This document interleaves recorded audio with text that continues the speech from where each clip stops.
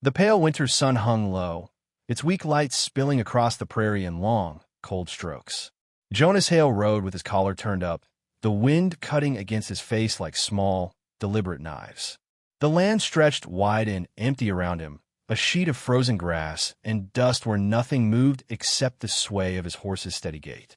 He had been riding since first light, each mile taking him farther from the clamor of town and deeper into the kind of silence a man could lose himself in. Ahead lay the McBride place, a spread bought for less than the price of a good saddle, and for reasons no one in town would speak plainly about. Some said it was cursed, that its owners had vanished one winter night without a word. Others just looked away when he mentioned it, as though naming it might summon bad fortune. Jonas was not a man given to superstition, but neither was he unfamiliar with the kind of emptiness a place could hold.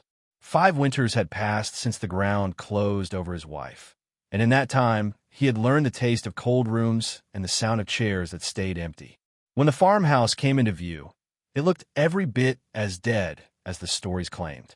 The porch sagged under the weight of neglect, boards warped from seasons of wind and rain. Hinges rusted to a deep orange leaned on the door like tired shoulders. The yard was a tangle of brittle weeds and fence rails half buried in frost. Yet as his eyes swept the place, he saw something that did not belong to abandonment, a faint curl of smoke rising from the chimney, pale against the sky. Jonas dismounted, boots crunching in the frozen dirt. A closer look revealed fresh boot prints by the porch, smaller than his own, and recent enough that the frost had not yet filled them in. He stepped onto the porch, the boards groaning under his weight, and knocked once. The sound seemed to vanish into the air without echo. From the corner of his eye, movement caught his attention, a figure at the upstairs window. A woman's face, thin and pale, framed by hair the color of wheat left too long in the sun. She wore a faded calico dress, the sleeves worn thin at the elbows, and in her arms she clutched something out of sight, tight against her body. Jonas called out, voice low and even. There was no reply, only the shift of the curtain and the shadow stepping back. He tried the door and found it locked, but the frame was weak from rot. With a slow, deliberate shove, the latch gave way. Inside, the air was warmer but carried the faint smell of damp wood. The hearth burned low, its fire little more than embers. In front of it sat a woman, the one from the window, with 2 girls pressed close to her sides. The older girl was maybe 12, her jaw set in open defiance. The younger no more than 6, her small fingers clutching at her mother's skirt. The woman's eyes fixed on him, not with fear exactly, but with the tight wariness of someone cornered. She said nothing, and when he asked who she was and what she was doing here, her silence did not break. The only sound was the crack of the fire as a log shifted. Jonas studied them for a long moment, then nodded once. He didn't press her with questions, didn't speak of ownership or law. Instead, he stepped back toward the door, his voice calm but carrying weight. He'd be staying for now. Out on the porch again, the cold air wrapped around him like an old coat. The place wasn't empty, and whatever had driven this woman and her daughters here wasn't done with them yet. This was more than a deserted farm. It was a story someone meant to keep hidden, and he just stepped into the middle of it. Jonas kept to the barn in those first days, rolling his bedroll out in the empty stall nearest the door. The place smelled of old hay and dust, a dry, tired scent that clung to his coat and hat. He set himself to work without speaking much, clearing out rotted boards, mending loose hinges, and tightening the stalls as if the animals might come back any day. It was the kind of labor that kept his hands moving while his mind stayed still. From the loft window, he could see the farmhouse. The curtain stayed drawn, the door stayed shut. Clara passed by only when necessary, usually with a bucket or armful of firewood, her daughters trailing close behind. She spoke to him only in short, firm sentences, telling the girls to stay inside when they wandered too near the barn, reminding them to keep their distance.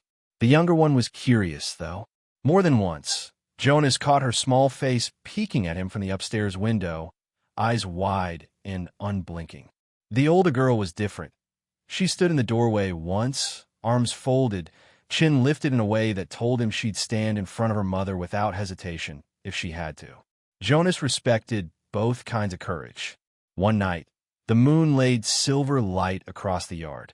Jonas stepped out of the barn to stretch his legs and found Clara near the line strung between two posts, pinning laundry with stiff, cold fingers.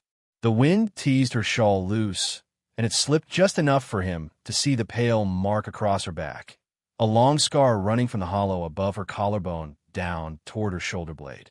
She pulled the shawl back quickly, but the sight rooted itself in him. Jonas knew scars. He had a few of his own, though none so deep or telling. They weren't badges and they weren't shame. They were proof a person had been through something and come out the other side. That mark told him more about Clara than she'd ever said aloud. A few days later, Jonas rode into town for supplies. The general store was warm with lamplight and the smell of coffee beans. He didn't ask questions, but sometimes answers had a way of finding a man anyway. At the counter, two men spoke in low voices about trouble up near the mining camps, about a fight that turned bad, a man who'd wound up dead. One of the men said the widow had fled in the night, taking her children and leaving the law with more questions than answers. They didn't say a name, but the shape of the story fit too cleanly to be anyone else. Jonas didn't tell them he might know where she was. He bought his flour and lamp oil, tipped his hat, and left. On the ride back, the wind came sharp from the north, carrying the smell of snow. Clara's face came to him. The way she kept her back to the wall, the way her eldest daughter watched him like a sentry. It wasn't bad luck that had driven them to an abandoned farm. It was something still out there, breathing, walking, maybe riding closer than she dared to believe. When he reached the yard, the curtains were drawn tight, and the only light was the thin glow from the hearth inside. He stabled his horse and sat on the edge of his bedroll, listening to the barn settle in the cold. He told himself he'd keep his distance. But the truth was already clear. Distance wouldn't change the fact that he was involved now, whether either of them liked it or not. The storm came in fast, riding the horizon like a wall of white. By mid-afternoon, the prairie was already blurring, the line between earth and sky swallowed in a restless swirl. Jonas had seen enough winters to know when it was time to prepare, and he'd been hauling water and checking the barn roof since morning. Crossing the yard with an armful of kindling, he caught sight of Clara on the porch, trying to wrestle a broken shutter into place. The wind worried at her thin dress, snapping the fabric around her legs. Her hands, bare and red from the cold, fumbled with the hinge. She didn't look up when he approached, but he could see the way her shoulders tightened. Without asking, he took the tool from her grasp. His gloved hands moved with practiced ease, the shutter banging against the siding until he pinned it and drove the hinge home. She stood stiff beside him, the wind tugging loose strands of hair across her face. When the last nail was set, he stepped back and handed her the hammer. She took it without a word, her eyes fixed on the snow already piling in the corners of the porch. By nightfall, the wind had become a howl. Snow rattled against the windows, forcing him to abandon the barn for the shelter of the house. Inside, the air was dim with lamplight, the single flame casting shadows up the walls. The two girls sat cross-legged on the floor, whispering over a worn deck of cards that had seen better years. Clara sat in her chair, mending a torn hem with slow, precise stitches, her gaze flicking up every so often to where Jonas leaned against the wall. It didn't escape him that she kept the girls between herself and the door, as if even in the safety of four walls, she was guarding the only thing she had left. He spoke little, content to listen to the wind hurl itself against the siding and the occasional pop from the fire. Sometime in the early hours, Jonas woke to a sound that did not belong to the storm. It was rhythmic, deliberate, the steady crunch of hooves over snow. He rose quietly, crossing to the nearest window, pulling back the curtain just enough to see. Through the gauze of blowing snow, a lone rider moved along the fence line, the dark shape circling slow, as if counting the windows, the doors. The horse turned once, twice, before fading into the white. When Jonas let the curtain fall, he saw Clara standing in the shadows near the hearth, her sewing abandoned in her lap. Her face was pale as bone, her eyes fixed on the same place he'd just been watching. She didn't speak, and neither did he. But in that quiet, they both knew the same truth. The storm outside was nothing compared to what had just found its way to this farm. The storm settled in and refused to leave, hemming them inside for days. The wind clawed at the windows, piling drifts against the porch, and the cold pressed in from every wall. Jonas kept to a corner of the main room, mending tools and sharpening blades by the dim light, the scrape of steel on stone the only steady sound. The girls worked quietly near the hearth, sweeping ash, folding blankets, feeding the fire when it began to falter. Clara spoke little, but her eyes followed everything, his hands, his movements, the way he glanced toward the door whenever the wind shifted. It was a tense kind of quiet, like a rope drawn too tight. Even the children seemed to sense it, their laughter swallowed before it could start. One afternoon, the older girl carried a mug from the table toward the sink. Her foot caught on the edge of the rug, and it slipped from her hands. The sharp crack of pottery on wood broke the silence like a shot. Clara's reaction was instant. She flinched hard, her shoulders snapping up toward her ears, eyes wide. She was already crouched on the floor before the mug had stopped rolling, gathering the shards with quick, trembling fingers. Jonas watched from his chair, the whetstone forgotten in his palm. He'd seen that kind of fear before, the kind that wasn't about a broken thing at all, but about what might come after. Years of living braced for the next blow. He didn't say anything, just rose to fetch the broom, taking the pieces from her hands one by one until there was nothing left to gather. When the wind finally eased, the silence that followed felt heavier than the storm. Jonas pulled on his coat and stepped into the yard. The world was white and still, the snow glittering under a sky scraped clean by the wind. Crossing to the barn, he saw them, a set of tracks cutting through the fresh snow, leading away from the house toward the hills. They were fresh enough to still hold the sharp edges of each print. He saddled his horse without thinking, following the trail at a steady pace until the land began to rise. That was when he saw it, a thin thread of smoke curling up from behind a stand of scrub pine. Someone was camped out there, close enough to see the farm if they wanted to. Jonas sat in the saddle a long moment, the cold seeping through his gloves, his breath fogging the air. Then he turned back, retracing his path, covering the tracks where he could. He didn't tell Clara. There was no sense in adding to the weight she already carried. But that night, he unrolled his blanket in the corner nearest the door, his rifle propped within easy reach. Sleep came light and shallow, every shift of the wind or creak of the timbers drawing his eyes open. Whatever was circling this place wasn't finished. And if trouble came through that door, it would have to go through him first. The frost still clung to the grass when she came to him. Jonas was splitting kindling in the pale light. The barn door opened just enough to let the cold seep in when Clara appeared in the frame. Her shawl was pulled tight around her shoulders, the fringe stirring in the breeze. She didn't step all the way inside, just stood there a moment as if weighing her words, then asked if he'd help her chop wood. It was a small thing on the surface, but he felt the shift in it. A crack in the wall she'd kept between them since the day he arrived. He nodded, set aside the kindling, and followed her to the woodpile. They worked without much talk, the rhythm of axe and saw filling the air, their breath turning to mist in the sharp morning cold. She held the logs steady while he split them, her fingers red but steady. He handed each half back to her, and she stacked them in neat rows against the wall. It wasn't the kind of labor that built trust all at once, but it carried the quiet weight of two people doing something that needed to be done side by side.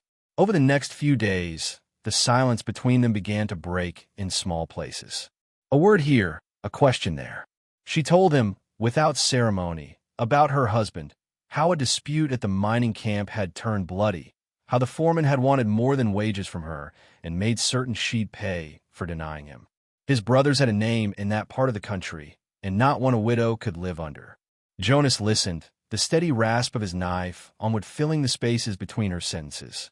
When she was done, he told her about the year his wife died, the winter when he'd stood in his own empty house and thought about selling the land just to pay for a coffin good enough to put her in. He told her how he'd stayed instead, letting the wind and the dust keep him company. Neither of them said the thing that sat between those stories, but it was there in the way their eyes met, the recognition of loss that never left, only changed shape. That night, the air felt wrong before the sound reached him. Jonas stepped outside, the cold sharp in his lungs, and saw them in the dark. 3 riders moving slow around the barn, their faces shadowed beneath low-brimmed hats. They didn't speak. Didn't need to. Their pace was the same measured circle a wolf makes around something it means to have. Jonas moved into the yard, rifle resting easy in his hands, but ready all the same. Behind him, the windows of the farmhouse spilled a thin ribbon of firelight onto the snow. The riders watched him as they passed, their eyes catching the light only long enough to glint before they turned away again. The sound of their horses faded, but he didn't believe for a moment they were gone. Standing there in the cold, the truth settled in him without fuss. He was no longer just a stranger who'd stumbled onto someone else's trouble. He was the line those men would have to cross to reach her, and he intended to make that a hard thing to do.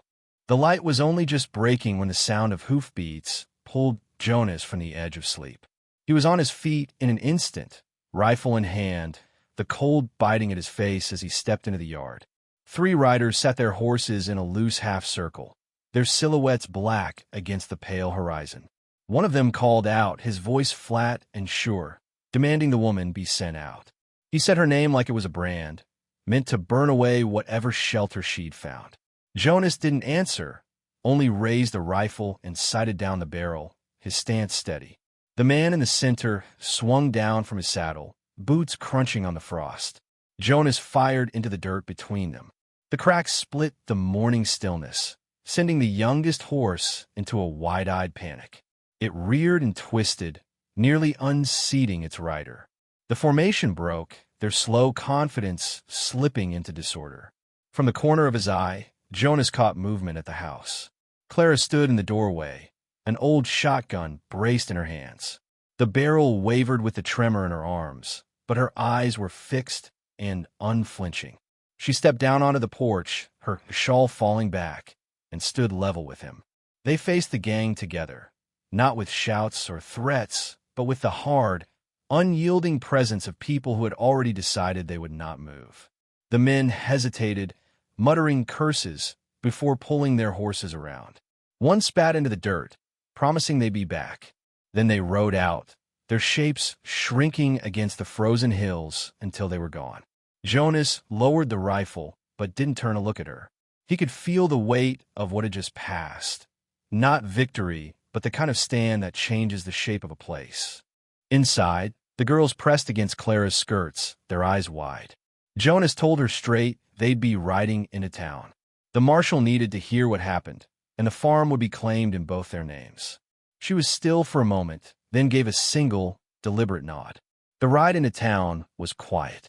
The girls rode double with him, small hands clutching the folds of his coat. Clara kept pace beside him, her gaze on the road ahead. The wariness in her face hadn't vanished, but her shoulders no longer curled inward as they had before. Jonas knew the day had not erased what had come before, but had set a new mark in the dirt, one no man would easily drag them past again. This was never just about keeping trouble away. It was about making certain they had a place where no one could put them in the dirt to begin with.